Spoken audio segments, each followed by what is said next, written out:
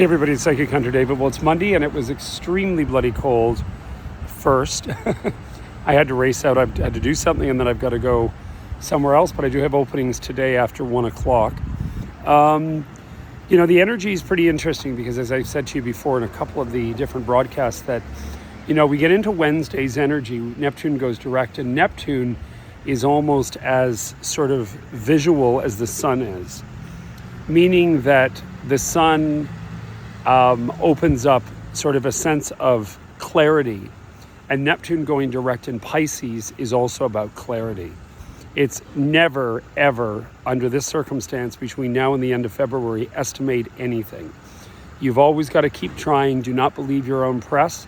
At the same time, don't call any attention to your weaknesses. I've had clients say to me that they go into interviews and they start talking about the things they're not good at. What are you doing? Right away, you are drawing attention to your weaknesses and you look weak. And you can't do that because it's the human animal. That's why, skunks tap their feet and dogs put their hair up on the back of their neck. I mean, it's just the human animal. And the human animal is, you've got to walk around as though you're successful and you've achieved it already, even if you're terrified.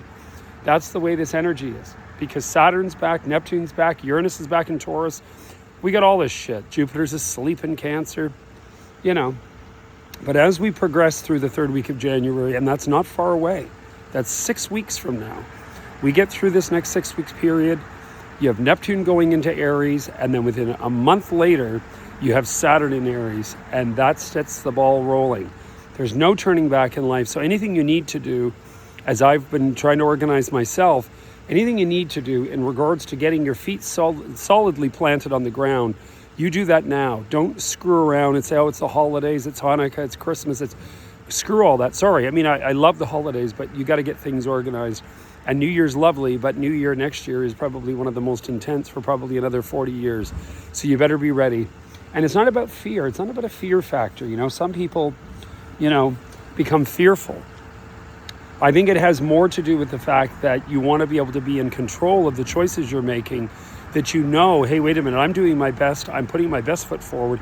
I know what I want. And this is the goal going forward. You know what you want. You know what you want to achieve.